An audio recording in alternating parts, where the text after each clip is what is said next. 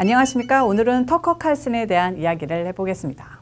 터커 칼슨, 제가 존경하고 닮고 싶은 미국의 대표적 보수 우파 방송인입니다.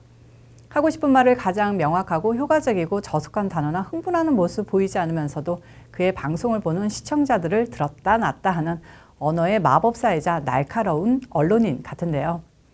대통령 이후 론 드산티스 주지사나 마이크 폼페이오 국무장관이 대통령 한 번씩 하고 자기 공화당 대권 주자로 그만한 인물이 없는데요.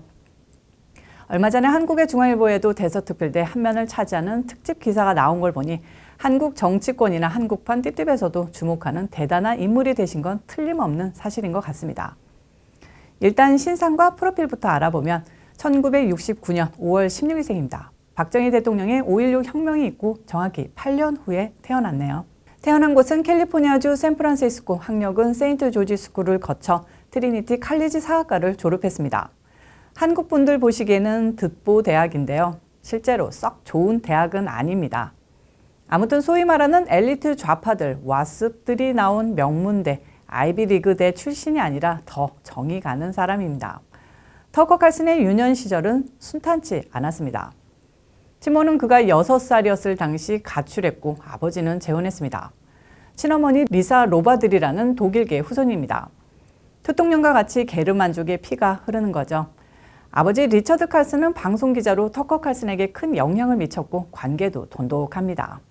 터커 칼슨은 2019년 인터뷰에서 엄마는 어린 두 아들에게 마약을 하게 하고 정신 나간 사람 같았다며 엄마가 나에게 사랑하지 않는다고 말했을 땐 모든 분노가 치밀어 올랐다고 말하기도 했습니다. 어머니에 대한 안 좋은 기억을 좌파들은 공격 포인트 삼아 그가 여성을 혐오하는 성격을 가졌다고 하는데요. 글쎄요, 저는 오히려 반대로 생각합니다. 그가 첫사랑과 결혼해 30년간 결혼 생활을 행복하게 유지하는 게 그 증거 아닌가 싶습니다.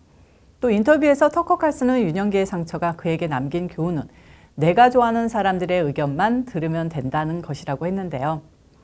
그는 나를 싫어하는 사람들의 비판은 아무 의미가 없다며 그들에게 내 감정을 통제하도록 하지 않겠다. 난 어릴 때 그걸 경험했다고 했습니다.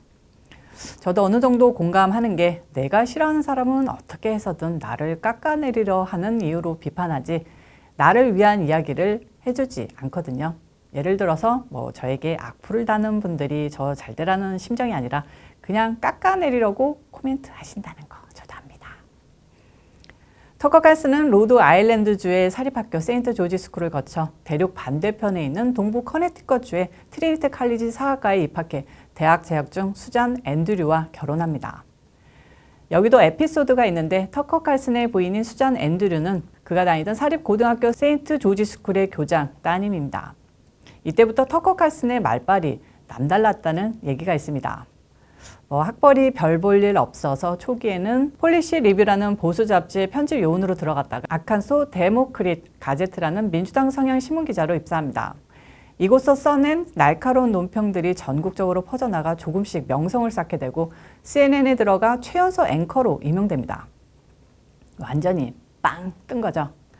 터커 칼슨이 유명세를 탄 것은 2004년 대선 당시 정치 코미디언으로 유명한 존 스튜어트, 완전히 좌파 중에 좌파인 사람인데 이 사람과 생방송 토론을 하면서입니다. 당시 험한 말이 오가는 뜨거운 토론이었다는데요. 어쨌든 말발이라면 전국 최고인 존 스튜어트 팬들이 그와 맞짱 뜬 터커 칼슨에 관심을 보이면서 인지도가 급 상승했습니다. 하지만 좌파 방송 CNN과 터커 칼슨의 성향은 태생부터 맞지 않았습니다. 결국 5년 만인 2005년 1월부로 퇴사했습니다. 그래서 간 곳이 또 MSNBC였는데요. 여기서도 오래 못 버티고 3년 만에 퇴사하고 2009년 팍스뉴스사에 합류하게 되면서 현재까지 성장했습니다.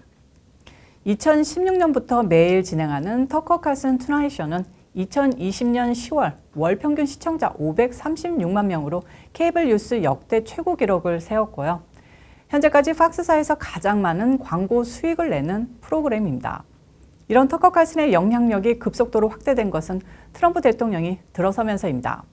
자신의 정치적 신념, 그러니까 민주당이냐 공화당이냐에 대한 고민이 깊었던 대통령에게 우파적인 신념을 보다 확고히 한 것이 터커 칼슨과 같은 보수우파 정치인들의 발언과 영향이었다는 건 유명한 사실입니다.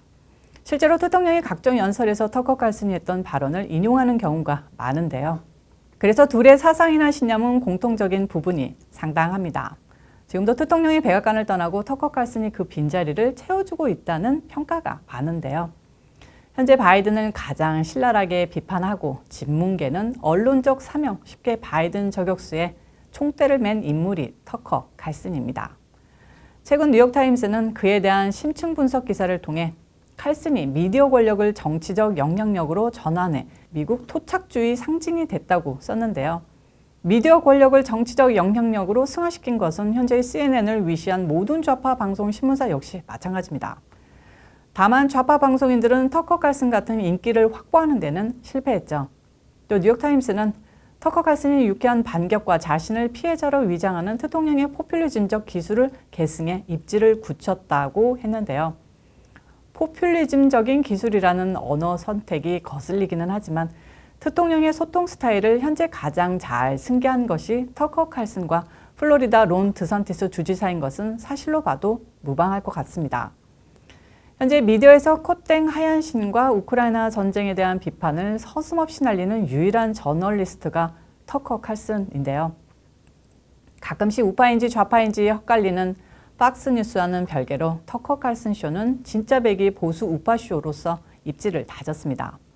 각 이슈에서의 터커 칼슨의 스탠스를 살펴보면요. 생명 소중한 분들 운동에 당연히 까대고요. 불법 이민 당연히 강력히 막아내라 합니다.